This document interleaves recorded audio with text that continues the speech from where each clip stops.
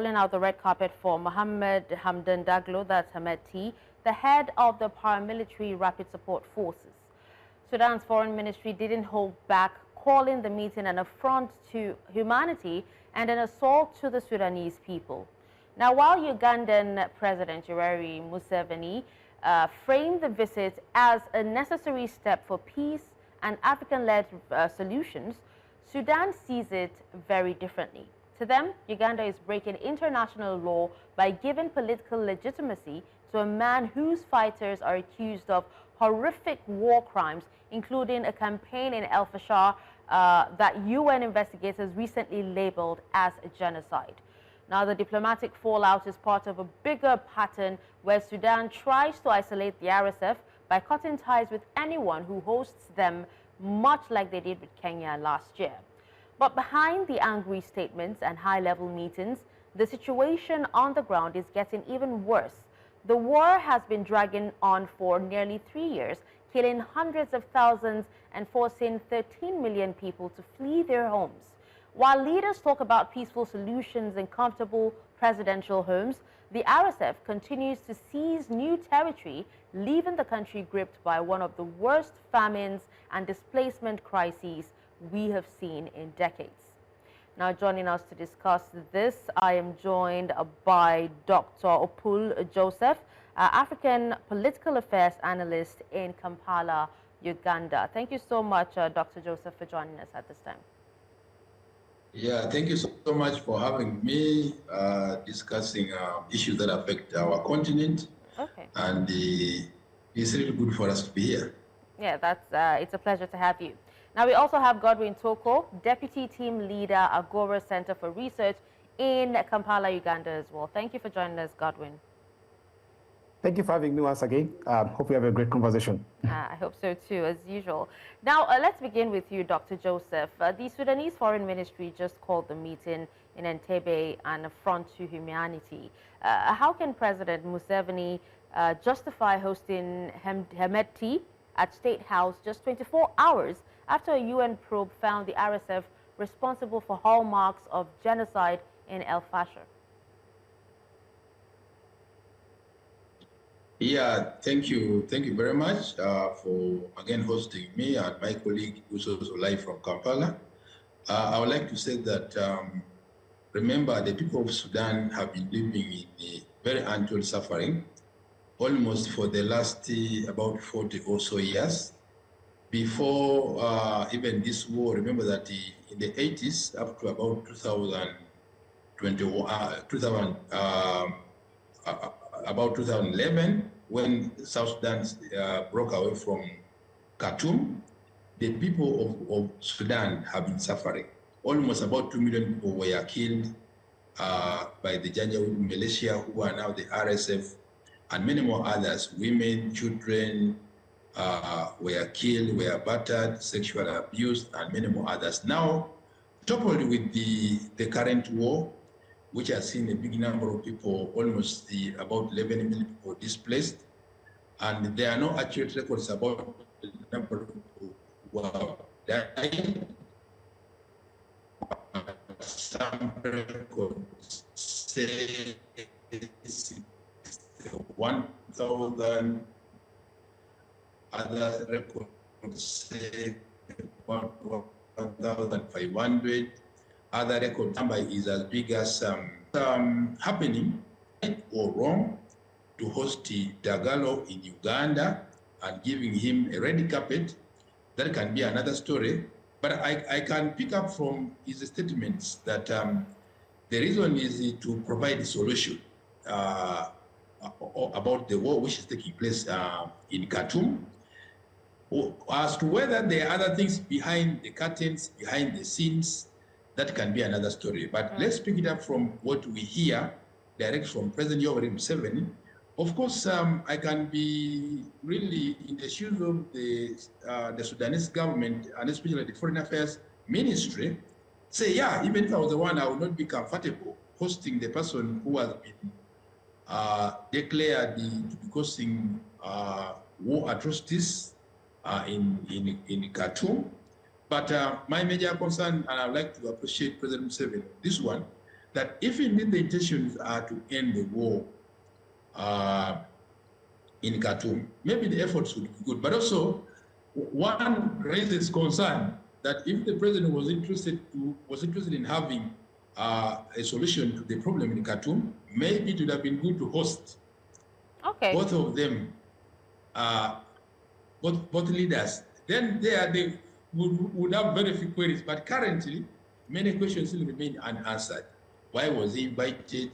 Why was he accorded that kind of and that is the question. That is the question I really want to pass to Godwin. I would love to hear his thoughts on this too as well. You know, because Hemedti claims that he was invited by Uganda to mediate. Yet the SAF-aligned government says that, you know, this flouts international law. So is Uganda moving from a neutral mediator to a regional sponsor of the RSF? That is a question that, you know, a lot of people are actually asking. Yeah, so, and it's a good question. But to start from where Doctor stopped, I am not, I mean, I should first be clear my biases. I'm not a big fan of President Museveni. But I think here he's up to something. This conflict has been going on since 15th April 2023. We are almost 3 years into the conflict. Clearly, these sides have fought. Thousands, maybe hundreds of thousands of lives have been lost. Sudan is now a shadow of its former self. There's been a lot of suffering, untold suffering to Africans. And yes, maybe it's just time to look beyond a military solution and seek for a political solution. And to Museveni's credit, he has actually done this with other conflicts. I mean, the South Sudanese government, the negotiations that happened between what is now the government of South Sudan and the government of Sudan, he contributed a lot to that. When Kenya went up in arms in 2007, the post-election violence, there was a lot of negotiations that happened in Kampala.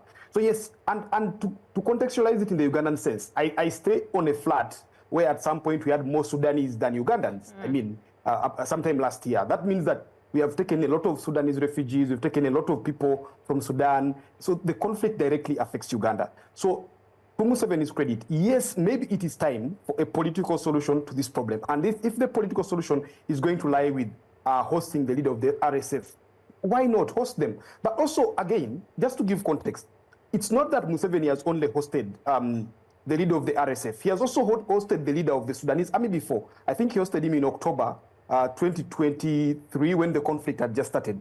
And sometime in 2024, must have been 21st Feb 2024, according to what I saw on his Twitter handle, which is about 2 years exactly to the date he hosted the RSF leader. He also hosted a delegation of leaders from South Sudan sent by Abdel Fattah al-Burhan, who is the leader of the Sudanese army.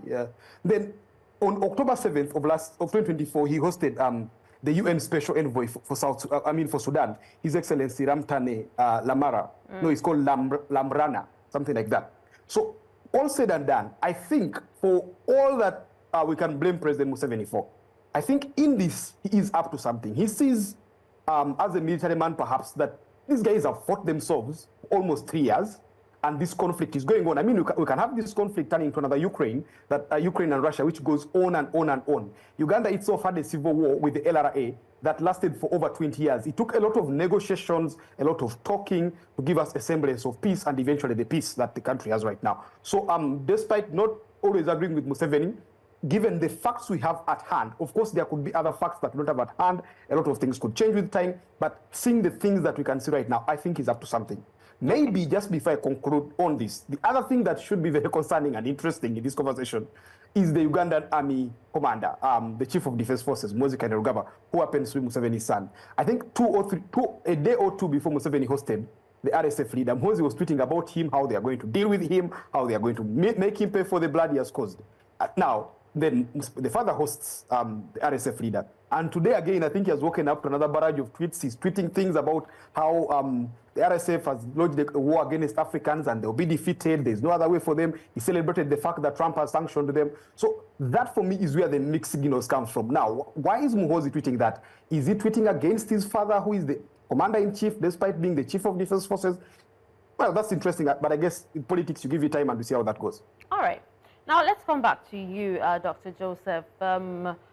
The UN fact-finding mission recently estimated that 6,000 people were killed in just the first 72 hours of the RSF's takeover of el-Fasher. Now, with such specific figures, of mass killing, can the international community continue to treat this as a two-sided conflict?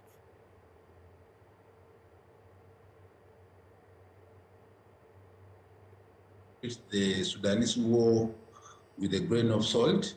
Because if you look at from the Sudanese point of view only, without looking at the other external factors that could be affecting the war, we may miss the point.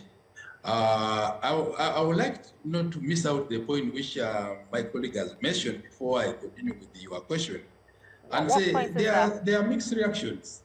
The CDF, or Chief of Defense Forces of Uganda, a day or so, was condemning the RSF.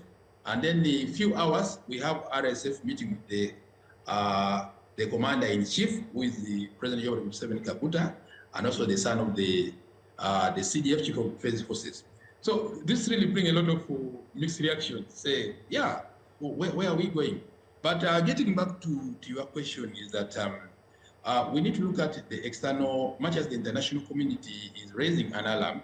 Yeah, an alarm is good to drum support, to drum attention from the global community. But also, as they're drumming support from the global community, are they also drumming those who are fueling the conflict in Sudan, maybe to de-escalate so that we do not have, for example, if you may be aware or you're not aware that the RSF has been controlling gold mines in Sudan, and they keep taking some of the gold to Europe, and especially I want very clear about this, to Russia. And then what does Russia give to RSF? They give them the guns, ammunition, uniform, and all this machinery. And for killing who? They're not killing here Russians. They're killing the children, the daughters, the mothers, the parents of the Sudanese people. So I think the international community should really look at the root causes at the Sudanese level, at the regional level, continental level, and the international community. And maybe as we're looking for the solutions, we need to follow those. Otherwise, I am very confident that the war is not about to come to an end soon until we make the accurate diagnosis of the problem. As we are trying to look for the medicine, let's make accurate diagnosis.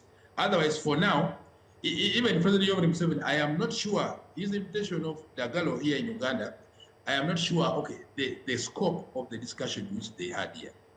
Okay. Now, witnesses, I'm asking because witnesses and satellite imagery from Yale's HRL show door-to-door executions of the Zagawa and Fur communities.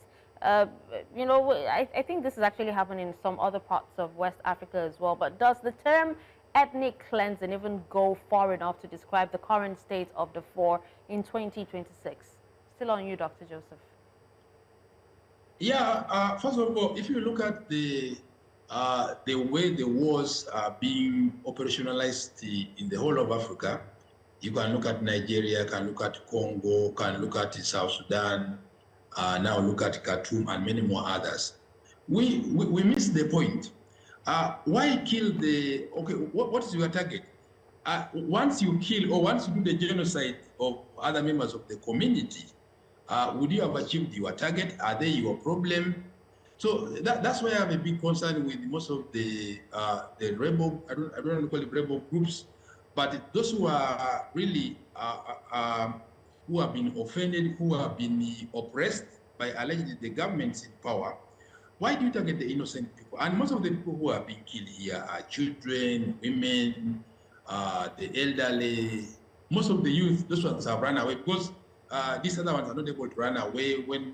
When things get worse, you leave the child, you run on your own, and many more others. Why kill your own mothers, your own mothers, parents, grandmothers, and all these ones? Why don't you do the target? Because if you want to overthrow the government, it's the government that you are targeting to. And I'm sure that there are procedures that must be followed when you are doing the war. Actually, in the military, they say, if you are going to fight, could you first inform, can you evacuate those other people? And then when you start your fighting. But ethnic cleansing, or what we call almost semi-genocide, which has been also seen in Khartoum, is highly condemned, and there is no justification for you to kill the innocent people, because you are targeting people in government, and you know where they are located, not that they are hiding. Their locations are very clear. So you just find ways of reaching there, because where the president stays is known. Where the army is known. Why do you go and kill the innocent people? We strongly condemn this in the strongest order possible, and we do not want the frustration that was being done by the Janjaweed militia, now which transition into RSF currently, to continue doing what they did in the past. Because also their time is coming. You may kill it now, you can do your genocide, you can do ethnic cleansing, but the 40 days will come. Yeah. Okay. Now let's come back to Godwin. Godwin, Hemedti recently admitted to using Colombian mercenaries for drone operations. Meanwhile, the SAF is accused of bringing in Iranian and Ukrainian specialists. Is Sudan now a playing ground for global private military contractors? Because even the UAE continues to deny arming the RSF despite repeated reports to the UN Security Council.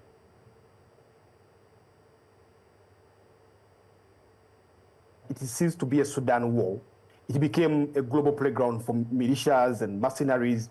But that has been the nature of conflicts in Africa lately. I mean, when the DRC, a section of the DRC fell to M23, we saw so many mercenaries from Romania and other places going to Rwanda and then being taken back to their countries.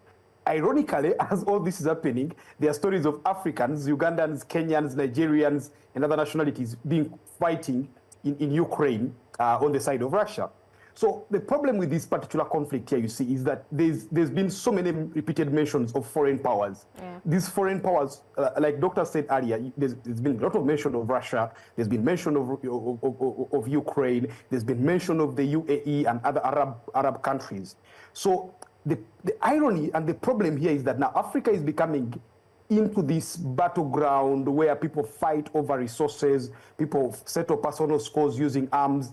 They bring in, of course, all the mercenaries. You can't even rule out the likelihood that probably some of these weapons, they're testing them. I mean, that is done in weapon manufacture. That you could have these weapons, you send these Africans to fight each other and test the efficacy of these weapons on these quote-unquote subhumans before you know how they can be used in the battlefield elsewhere. So that's the problem that we have as Africans. But again, I think it to a large degree, it falls onto us as Africans to understand that, you know, we have so much at stake. We've spent, what, 500,000 years, how many thousands of years fighting each other, and then we are now at a point where the rest of the world is talking about AI, and then you have schoolgirls being abducted in Nigeria. People are talking about going to space. You have conflicts like Sudan, where now, I mean, I have neighbors who are Sudanese who lived very peaceful lives. They were journalists, they were lawyers, and now they're living not far away from my flat because they've run into exile and they're being supported by some relative who is in some other part of the world. So yeah, I think that is the problem that African leaders need to look at heads on. That to what extent are organizations like, African Union, ECOWAS, East African community, looking at these things at the face of them and addressing them at that point. If the UAE is mentioned in this, does the African Union have the capacity to investigate it and then maybe move a resolution at the UN and hold them accountable? But of course, I mean, my fear is that even the African Union never tends to serve the interest of Africans at the end of the day. And that's where the big problem for me lies. All right. Now, let's not forget that the RSF has also sworn in a parallel government in Nyala. Dr. Joseph, while we have your final thoughts, are we witnessing the permanent partition of Sudan into, you know, an RSF West and an SAF East? Yeah, that is not a solution. Remember that before we had one Sudan, that is the northern Sudan, the southern Sudan. That was largely dominated by the Arabs and the southern by the Christians. Now, the Christians and the Arabs thought that once they send off the Christians off northern Sudan, and northern Sudan will be peaceful. Now, the Christians are in South Sudan. Northern Sudan is in war. Even Southern Sudan is in war. So even the secessionism that Dagalo is doing is never a solution. The solution is for the African people in Khartoum, wherever they exist, to sit down and see how to solve. Even, by the way, you will be very interested to know that even if Dagalo seizes off or breaks away, within Dagalo's own camp, there will be people who will want to break away from Dagalo. They might even assassinate him. That is what is very interesting. So my plea is that if Africans at ever one time think that the people of Africa lives are more important than those who are in leadership, I was even thinking that maybe at one time, since that Sudan was under the British and Egyptian control at the time, before they got independence in 1956, maybe again the Egyptian government and the British should come and recolonize Khartoum, so that maybe they can put in order. Because at least before the other time, things were relatively fair compared to what we have now. But also above all, what is very painful of all things, we take the gold from Khartoum to Europe, and especially to Russia, the one I know. I know that many countries are involved here, United Arab Emirates allegedly, and many other countries across the world. They pick the gold from Khartoum, they send us the arms. And what is the major reason for fighting? Because in the world, there are three reasons for war: religious, political, and economic. And in the case of Khartoum, what are the reasons for the war? One actually cannot know. It's difficult for you to sieve out one reason, whether it is political, religious, or economic. But I think that economic is a major factor. So if we can send our gold, which can give us a lot of money, and then we receive the arms for killing our relatives, for killing our mothers, I think this is highly regrettable as the African community. So my concluding remarks is that the African people should sit down. Okay. And even my brother was talking about AU. I think African Union, we all have a picture of African Union. We don't have the real African Union. Thank you. All right. Well, thank you so much, Dr. Joseph, for that. And with that, I think we'll be wrapping up the show. Thank you so much, Dr. Opul Joseph, African Political Affairs Analyst, and also Godwin Toko, Deputy Team Leader, Agora Center for Research. Thank you once again, and we hope to have you on the show again next time.